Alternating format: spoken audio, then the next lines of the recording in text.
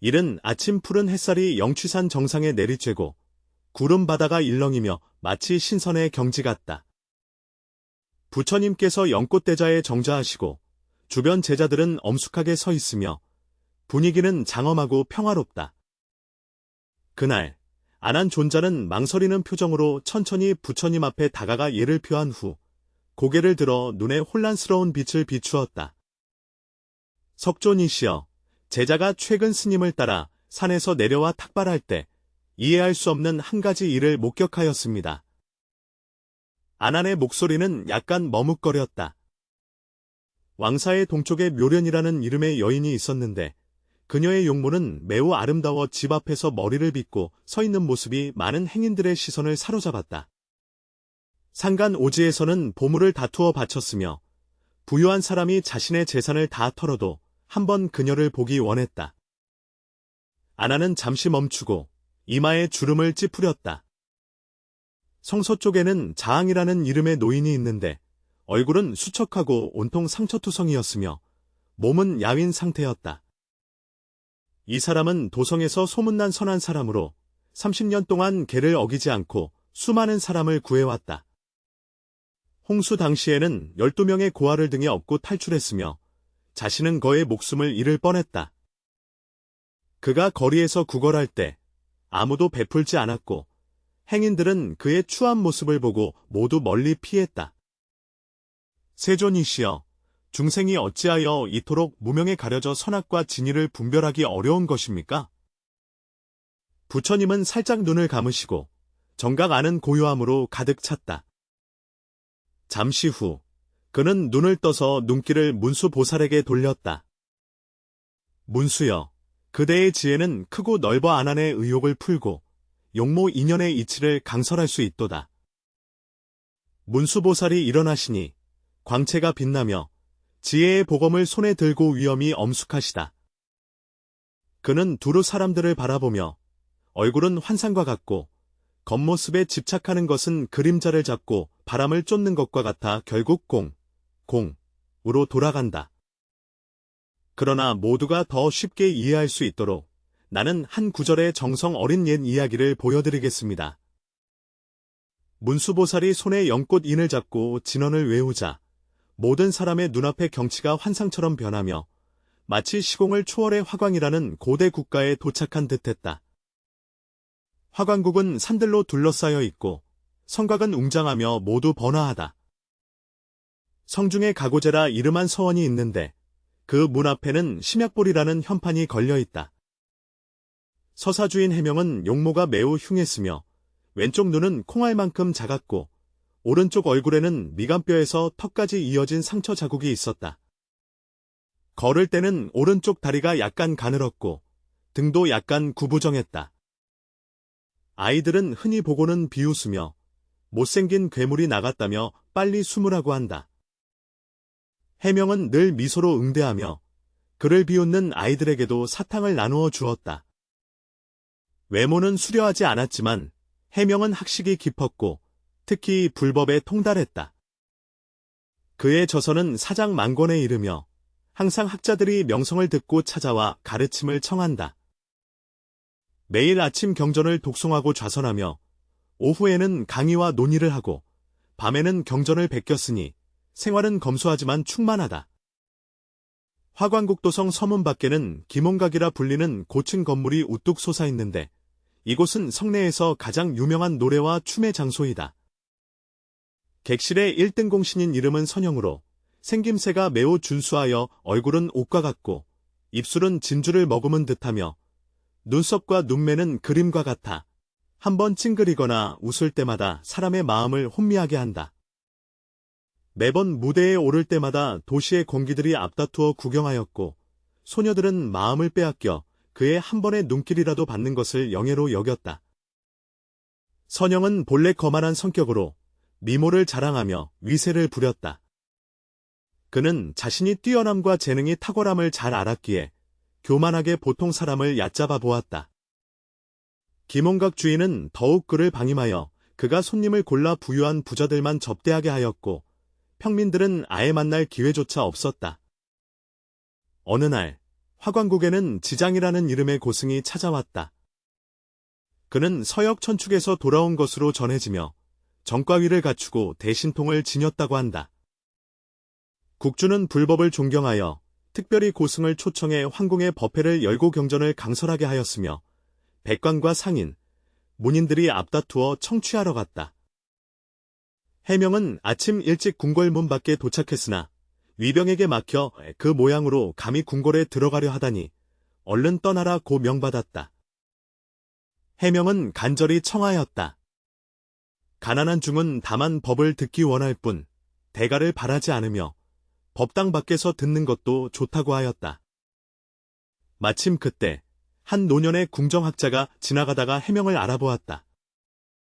이 사람은 깨달음 재주인이며 학자는 해박하고 깊은 불교의 힘을 지니고 있었다. 그를 들이도록 하라. 경비병이 마침내 통과를 허락했다. 해명은 정각에 들어서자 내부 예불터가 이미 인산인의 힘을 보고 어쩔 수 없이 구석바닥에 앉았다. 곧 향기로운 바람이 불어오자 모두가 뒤돌아보니 선용이 시종들의 에워싸임 속에서 천천히 걸어 들어와 빛나고 있었다. 모두가 서둘러 자리를 양보하였고 한 대신은 직접 일어나 그를 맞아 자리를 안내하여 상석에 앉게 하였다. 해명은 이 장면을 바라보며 마음속에 감회가 있었지만 조금도 질투하지 않았다. 갑자기 선용의 눈길이 스쳐 지나가며 해명을 향했다. 그는 얼굴을 찌푸리고 코를 흔들며 낮은 목소리로 시중드는 사람에게 말했다. 저 못생긴 녀석을 내쫓아라. 내 기분을 망쳤다. 시종이 막 앞으로 나아가려던 참에 가게 문이 갑자기 활짝 열리며 한 노승이 회색 승복을 입고 천천히 들어왔다. 노승은 겉모습이 평범했지만 눈빛은 번개처럼 예리했다. 가게에 들어서자마자 모든 사람들이 보이지 않는 미세한 압박을 느꼈고 착한 용조차도 자연스레 자세를 바르게 했다.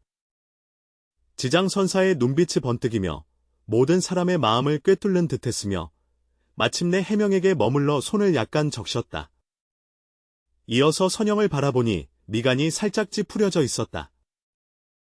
그가 국왕을 향해 돌아서서 합장하며 말했다. 폐하, 빈승은 이번 법문에서 귀천을 구별하지 않고 인연 있는 자는 누구나 들을 수 있도록 하겠습니다. 구석에 앉아 계신 시주님께서 앞으로 나오시길 바랍니다. 국주는 선사의 지시에 따라 바라보니 사해명은 다소 놀란 기색이 있었으나 여전히 명하여 그 시주자가 앞으로 나아오게 하였다. 사해명은 조심스럽게 앞으로 나와 선용 옆에 빈자리에 앉았다. 선용은 불만스럽게 중얼거렸다. 못난 사람은 뒤에 앉아야 하지. 모두의 눈을 더럽히면 안 돼. 해명은 그저 미소 지을 뿐이다. 얼굴은 전생의 인연이며 하루아침에 바꿀 수 없다. 현영이 어찌 겉모습만 보고 싫어할 필요가 있겠는가? 마음의 아름다움을 논하자면 아마도 스스로를 깊이 반성해야 할 것입니다. 선용문헌이 크게 분노하여 막 화를 내려던 참에 갑자기 한 줄기 한기가 몰려오는 것을 느꼈다.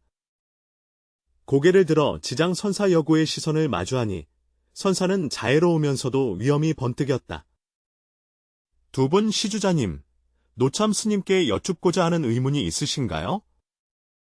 가게 안은 쥐 죽은 듯 고요했고 모든 이의 시선은 이 장면에 집중되었다. 선용은 갑자기 주목받으며 거만함이 줄어들지 않았지만 제자들은 의문을 가졌다. 사람의 용모의 아름다움과 추함은 수행의 경지와 관련이 있을까요? 왜 어떤 사람은 태어날 때부터 흉하게 태어나고 어떤 사람은 본래부터 성실하고 정직하게 태어나는가? 이 세상의 불공평함은 불법에서 어떻게 설명하는가? 말이 채 끝나기도 전에 전당 안은 술렁였고 모든 사람들이 고개를 끄덕였다. 분명 이것은 그들 마음속의 의문이기도 했으며 심지어 국주도 흥미로운 표정을 지었다.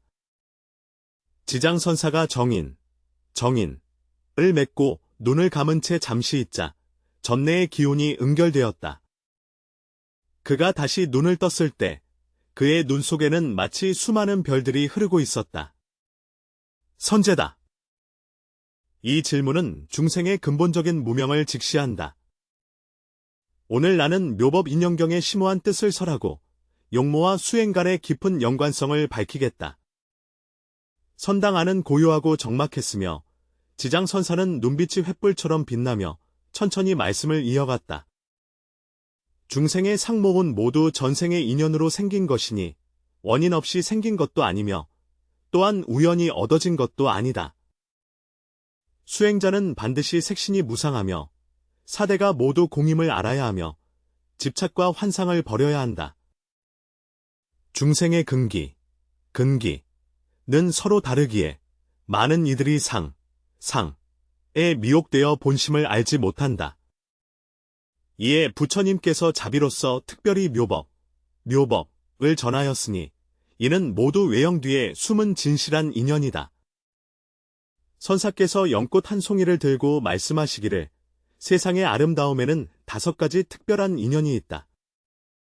첫째, 현명한 이는 관대함을 잃지 않고 가난하고 어려운 이를 돕되 보답을 구하지 않으니 오늘날 사람들은 그가 아름다운 모습과 엄숙함을 갖추었음을 보고 기뻐한다. 두자, 현인들은 자비심을 품고 비방하지 않으며 화목하고 온화한 태도로 사람들을 대함으로 오늘날 선비들의 피부는 빛나고 윤택하여 옷과 기름 같도다.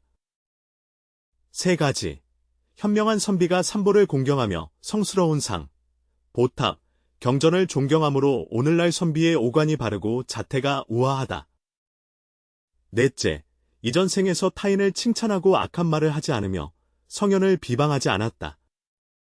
그래서 이번 생에는 목소리가 아름답고 말투가 듣기 좋다. 5가지는 전생의 등불을 켜서 부처님께 공양하고 세상을 밝히며 미혹된 중생을 구제하였으니 그래서 이번 생의 눈이 밝고 빛나며 선명한 것이다. 법당 안의 모든 이들이 무언가를 생각하는 듯하였고 선용면은 미소를 지으며 옷자락을 꼭 움켜쥐었으며 해명은 경건하게 귀를 기울여 듣고 눈에는 환히 트인 모습이 비쳤다. 지장선사께서 어조를 낮추어 말씀하시길 반대로 이번 생의 모습이 흉한 자는 반드시 전생에 인연이 있느니라. 탐욕에 집착하여 재물을 아끼는 자는 이번 생의 용모가 흉측하고 성냄이 심하며 말로 남을 상처 입히는 자는 이번 생의 피부가 거칠고 상처가 가득하다.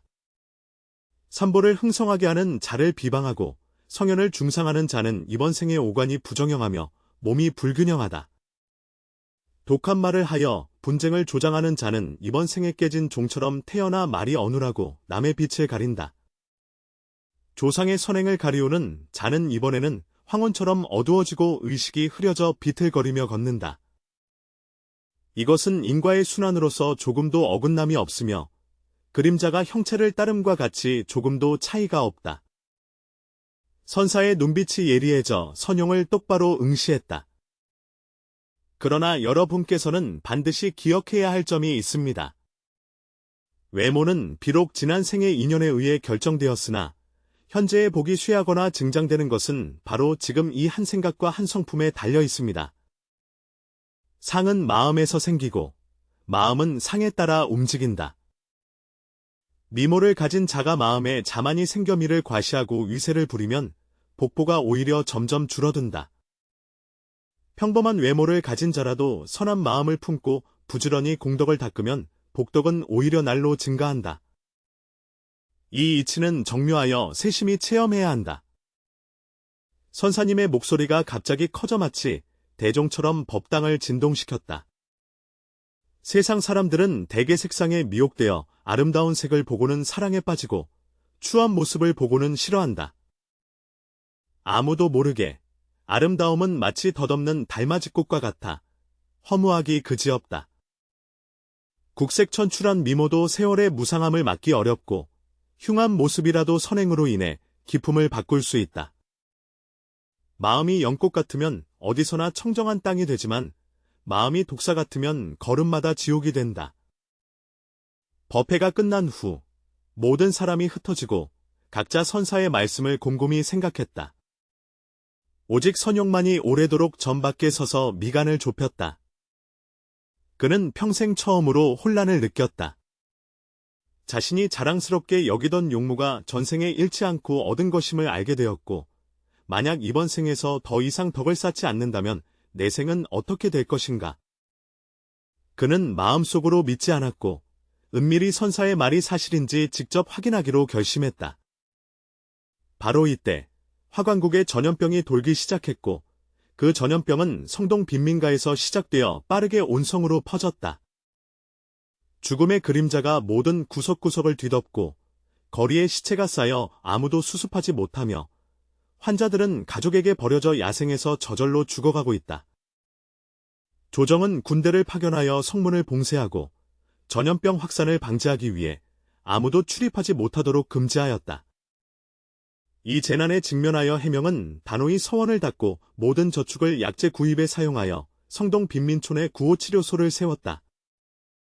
그는 밤낮으로 병자의 곁을 지키며 물을 주고 약을 먹이고 오물을 치우며 심지어는 직접 죽은 이를 묻었다.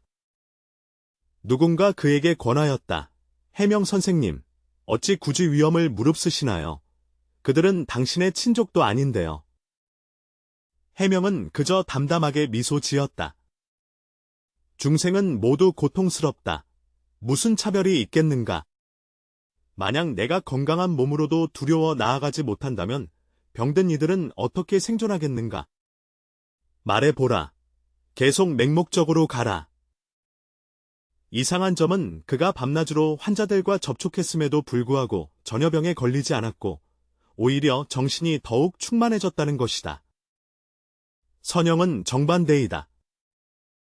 팬데믹이 시작되자 그는 곧바로 자신을 김홍각 최고층 다락방에 가두고 문과 창문을 꽉 닫은 채 날마다 향을 피우고 목욕을 하며 누구도 가까이 오지 못하게 했다. 그는 온종일 거울을 들여다보며 얼굴에 조금이라도 손상이 있을까 두려워한다. 그럼에도 불구하고 이렇게 조심함에도 그는 점점 쇠약해지고 얼굴빛은 어두워지며 옛날의 광채를 잃어버렸다. 한 달 후 전염병은 해민 등 사람들의 노력으로 점차 통제되기 시작했다.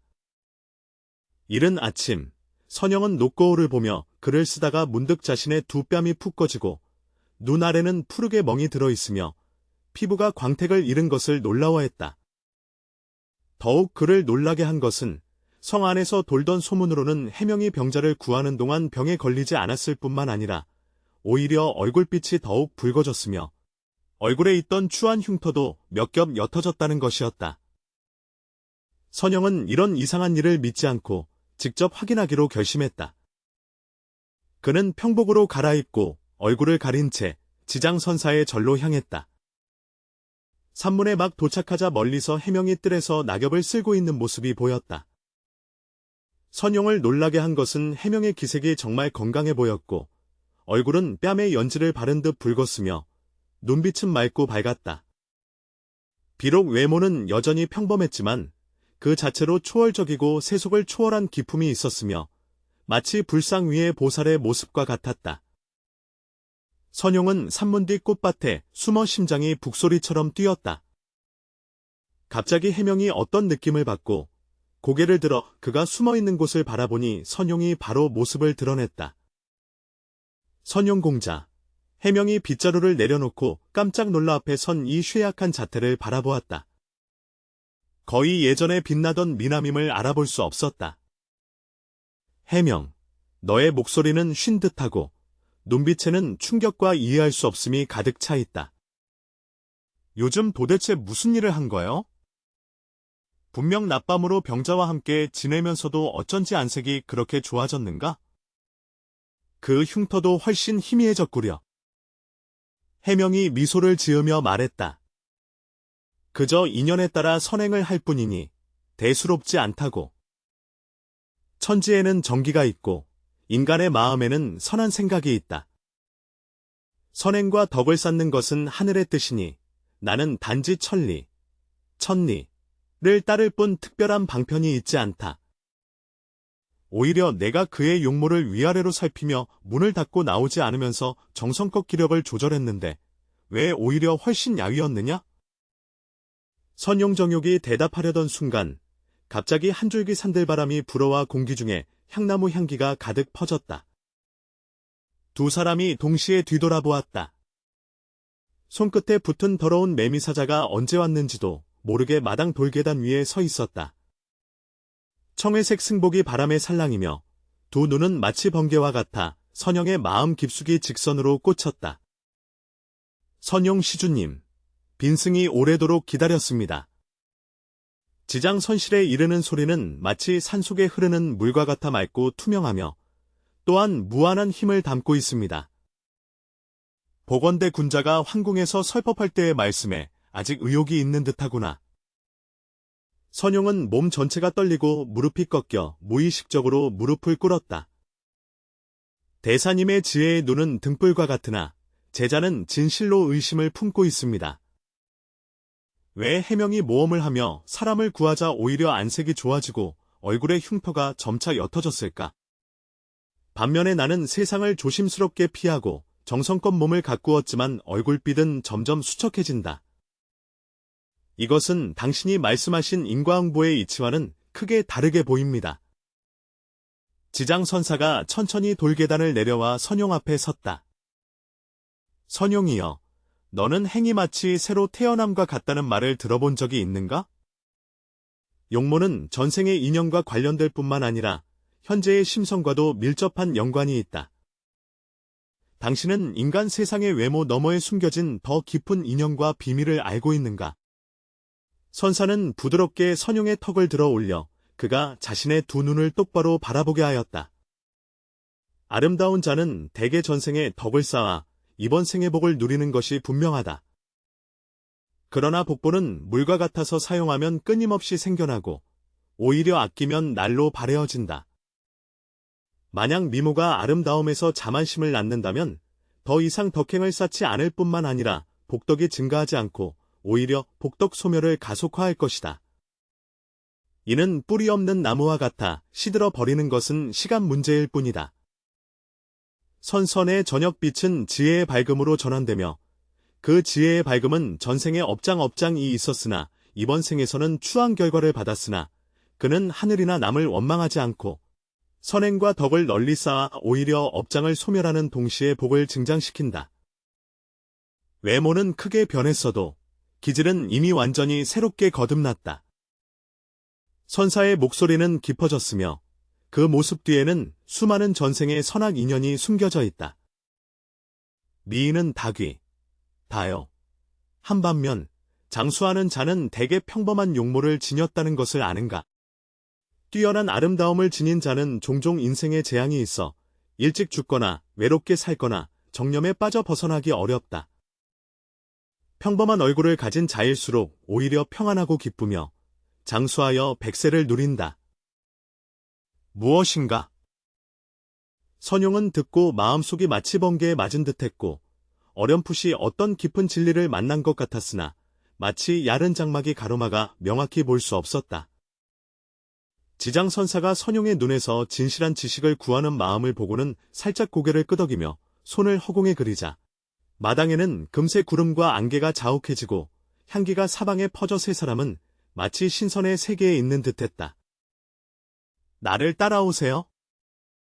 선사는 몸을 돌려가사 자락을 나부끼며 두 사람을 이끌고 구름과 안개를 지나 뒤산의 한맑은 연못 앞으로 나왔다. 연못의 물은 옥처럼 푸르고 거울처럼 고요하여 잔잔한 물결 하나조차 없다. 사방에 고목이 우거지고 덩굴이 드리워져 있으며 몇 마리의 나비가 꽃잎 사이에서 춤추듯 날고 있다. 선사는 연못가에 서서 고요한 물가를 가리키며 마치 물속에 비친 그림자를 주목하듯 바라보았다. 선용과 해명이 고개를 숙여 내려다보자 뜻밖에도 동시에 숨을 들이켰다. 연못 속의 반영이 그들의 실제 모습과 매우 달랐기 때문이다. 선영의 거울 속 모습은 일그러져 눈에는 음험한 기운이 비치고 입꼬리가 올라가 냉소를 드러내며 전체 얼굴에는 약간의 요사스러운 기운이 감도는 반면 해명의 거울 속 모습은 의외로 장엄하고 평화로워 오목조목이 단정하며 눈썹 사이에는 초월적이고 속세를 초월한 기상이 비친다. 반야보살이 휘장을 내리다. 이게 어떻게 된 일인가? 션융은 두려움에 떨며 자신의 얼굴을 만졌다. 어떻게 이런 무서운 모습이 비칠 수 있지? 지장선사는 설명했다.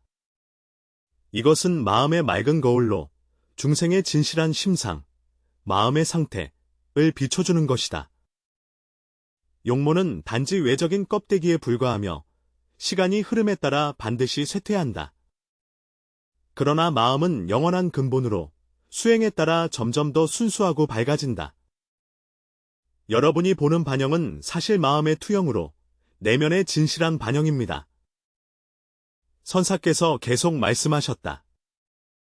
선영이여, 당신은 전생의 동에 연안에 부유한 상인이었으니 재산이 풍부하고 항상 바른 행실을 하며 가난한 자를 구제하고 사찰을 짓고 경전을 인쇄하였으니 그래서 이번 생에 아름다운 용모를 누리는 것이다. 그러나 마음가짐이 바르지 않고 강한 자가 약한 자를 억누르며 백성을 학대하고 심지어 수많은 생명을 해치는 경우 비록 고대의 복과 보물이 풍부하더라도 결국 업장의 침식으로 소멸하게 된다. 오늘날 심엇이 위세를 부리고 교만하여 더욱 복보의 소모를 가속화하고 있다. 해명을 향하여 고개를 돌렸다. 해명은 전생의 서역의 한 고행승이었으며 수십 년간 수행을 쌓았고 자비심이 크며 무수한 사람을 구제하였다. 그러나 임종전의 일시적인 망념으로 인해 한 진실한 수행자를 비방하며 말씨가 격렬하고 마음의 시기심을 품어 지금 현재 세상에서 추한 생각을 느끼게 되었다. 그러나 전생의 성근이 깊었으며 이번 생에도 계속 공덕을 쌓아 수행함으로써 업장이 소멸되고 복덕이 점차 나타나고 있다. 선용은 들은 후 온몸이 떨리며 무릎을 꿇고 머리를 조아리며 말하였다. 제자가 어리석어 오늘에서야 비로소 용모가 허망함을 알게 되었습니다.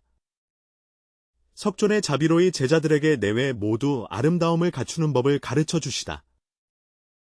지장선사의 눈빛은 평온하여 깊고 길게 말씀하셨다. 해명과 함께 가서 병자를 도우면 직접 체험한 후에 반드시 알게 될 것이다. 형상은 마음에서 비롯되며 마음은 곧 영상과 상이다. 마음에 선한 생각을 품고 꺾이지 않는 마음을 지니면 설사 용모가 못생겼다 해도 특별한 매력을 발산하게 된다. 마음이 바르지 않으면 아무리 외모가 아름다워도 결국 빛을 잃게 된다. 그리하여 선용은 교만을 내려놓고 희명을 따라 역구로 돌아갔다.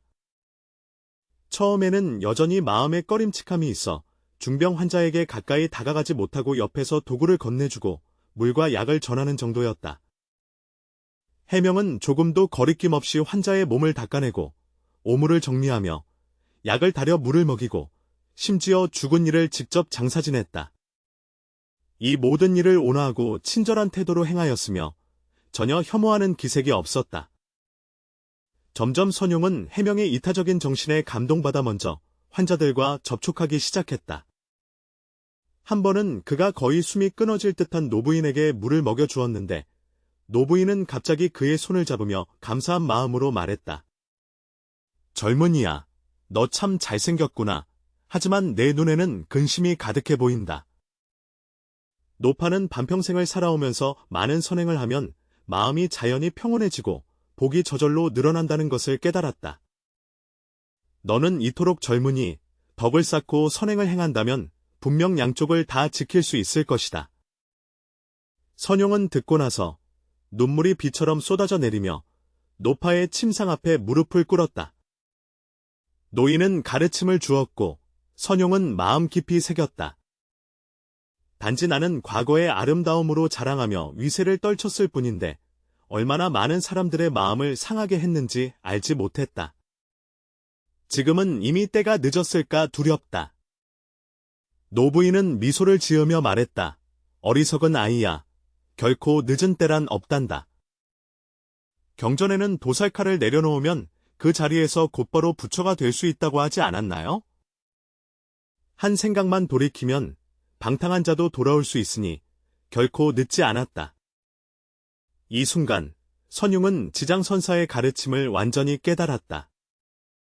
그는 비로소 자신이 외모는 아름답지만 내면은 허전하고 불안하며 매일 얼굴이 늙어가는 것을 걱정하고 있음을 깨달았다. 어떻게 하면 진정한 행복을 얻을 수 있을까? 해명은 겉모습은 평범했지만 내면에는 기쁨과 평안이 가득하여 매일 선행을 행하고 밤마다 후회 없이 누구보다도 참되고 차분하게 살았다. 3달 후 전염병이 완전히 진정되고 두 사람은 다시 자장선사를 찾아뵈었다. 선사는 두 사람을 바라보며 흐뭇한 미소를 지었다. 선용이여, 너는 무엇을 깨달았느냐? 선용은 공손하게 두 손을 모으고 눈에는 지혜의 빛이 번뜩였다. 제자는 알겠습니다. 용모의 아름다움과 추함은 전생의 인연에 의해 결정되며 이번 생에서 빠르게 바꿀 수 있는 것이 아닙니다. 그러나 진정한 아름다움과 추함은 마음에서 비롯된다. 외모의 아름다움에 집착하는 것은 물속의 달 그림자에 집착하는 것과 같아 결국 허망하다. 내면이 청정하고 오염되지 않을 때에만 외면이 참으로 빛나고 아름다워질 수 있다. 제자는 앞으로 지혜를 배우고 명철을 얻어 마음을 닫고 성품을 기르며 선한 법을 널리 행하여 외모에 집착하지 않겠습니다. 지장선사께서 흐뭇하게 말씀하시길 당신은 이미 깨달음을 얻었다고 하셨다. 묘엄 인연경에 이르기를 마음이 아름다우면 사람이 아름답고 마음이 추하면 사람이 추하다고 하였다. 외모는 비록 소엽에 의해 결정되나 마음이 순선한 자는 결국 업을 바꾸어 복을 이루며 마음이 사악한 자는 아름다운 의도 속에서도 결국 쇠퇴한다. 얼핏 보면 이슬처럼 빛나지만 아침의 아래서 반짝이다가 결국 사라지는 용모와 같고 마음 성품은 다이아몬드와 같아 연말을 거듭할수록 더욱 빛난다. 세상 사람들이 만약 현상을 통해 본래의 지혜를 볼 수 있고 표면을 넘어 진리를 깨달을 수 있다면 비로소 외적인 모습에 현혹되지 않고 원한과 미움에 얽매이지 않을 것이다. 그때 장선사께서 고동 거울 하나를 꺼내셨는데 이것은 소식명경으로 지난 생과 이번 생을 비춰볼 수 있는 거울이다. 같이 보고 기다리겠습니다. 선용과 해명은 각각 거울을 보며 자신의 전생을 명확하게 보았다. 선용은 확실히 부유한 상인이었으며 높은 말에 올라 시장에서 세상을 지휘하고 무심코 거지들에게 시주하여 사찰을 건립했다. 해명은 자신의 전생이 수척한 고행승이었음을 보았다. 바람과 이슬을 맞으며 수많은 사람을 구했지만 생의 마지막 순간에 한도를 이룬 고승이 만인의 존경을 받는 것을 듣고 질투심이 일어나 비방의 말을 내뱉어 현재의 얼굴 모습을 지니게 되었다. 이제 여러분은 이해하셨습니까? 지장선사는 자애롭게 두 사람을 바라보며 말씀하셨다. 현세의 모습은 지난 생의 행위에 따른 결과이다. 그러나 이 세상의 형태는 다시 내세의 소리가 될 것이다.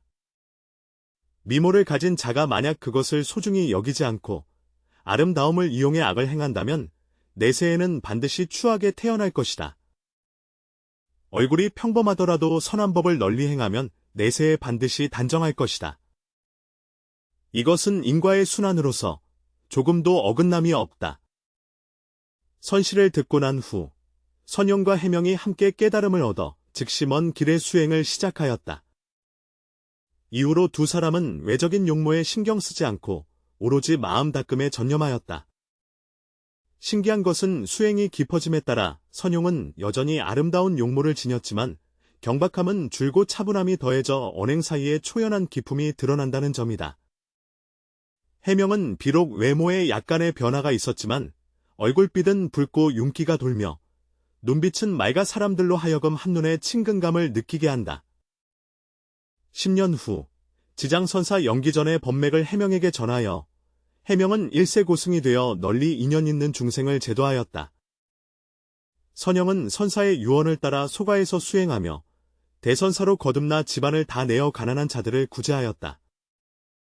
그는 여전히 준수한 용모를 유지했지만 이에 대해 자만하지 않았고 성중 백성들도 그의 외모 때문에 친근하게 다가가지 않고 오히려 그의 품덕에 감복하였다. 화관국 상하가 선영이라는 두 글자를 언급할 때마다 모두 엄지손가락을 세우며 그의 보살심과 금강의 수단을 칭찬한다. 화관국이 멸망한 지 수백 년이 지난 후에도 해명과 선영의 이야기는 민간에서 널리 전해져 내려오며 세상 사람들에게 외적인 용모에 집착하지 말고 내면의 수양에 중점을 두어야 한다고 가르쳤다. 전해지기로는 그들은 임종 전에 동시에 무생법인이를 증득하고 서방 극락정토에 왕생하여 보리를 성취하였다고 한다. 여기까지 말하자 문수보살이 손으로 정인을 맺으시니 중생들의 눈앞의 장면이 마치 영취산 법회 현장으로 되돌아간 것 같았다. 문수보살의 눈빛은 번개처럼 날카롭고 안한을 향해 바라보았다. 안한, 네가 용모 인연의 이치를 이해하느냐? 안한 존자께서 공손히 합장하며 눈에서 깨달음의 빛이 반짝이니 제자가 이미 깨달았나이다. 용모는 전생의 선악 인연에 의해 생긴 것이니 집착해서는 안 된다. 외모가 빼어난 자에게 집착하는 것은 마치 물속에 비친 달그림자를 사모하는 것과 같아 결국 허망할 뿐이다. 수행으로 깨달음을 얻은 후에야 비로소 겉모습 이면의 실제 인연을 꿰뚫어 볼 수 있으며 아름다움에 미혹되지 않고 추함에 혼란하지 않으며 일심으로 도를 향하여 정진을 멈추지 않는다. 문수보살께서 살짝 고개를 끄덕이며 말씀하시기를 선제로다. 세상 사람들은 대부분 생각에 미혹되어 본심을 알지 못하니 마치 밤길을 걷는 자가 길가의 횃불에 집착하면서도 하늘에 떠있는 밝은 달이야말로 진정한 길을 비추는 등불임을 알지 못하는 것과 같다.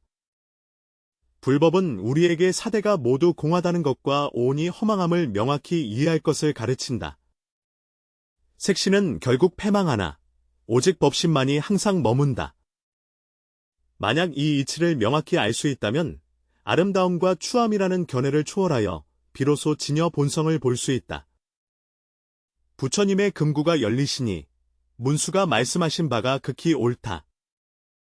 중생은 색으로 나를 보고 음성으로 나를 구하며 사람으로 하여금 사도에 빠지게 하여 열애를 볼 수 없게 한다. 용모의 아름다움과 추함은 모두 업력에 의해 나타나며 마치 떠다니는 구름이 하늘을 지나가는 것처럼 순간적으로 사라진다. 수행자는 인과를 따라야 하며 외형에 현혹되지 않고 내적으로 공덕을 닦아 외적으로 장엄함을 나타내야 비로소 바른 길이라 할 수 있다. 부처님께서 오른손을 내밀어 손바닥에서 오색 광명이 뿜어져 나오며 법과 지혜의 중생들을 두루 비추셨다.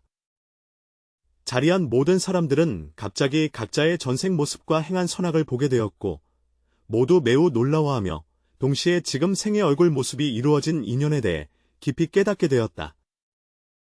이날 영취산 위에 자온이 동쪽에서 흘러오고 부처님의 광명이 두루 비추며 천하가 난견되고 상서로운 기운이 천 가닥이나 흘러내렸다.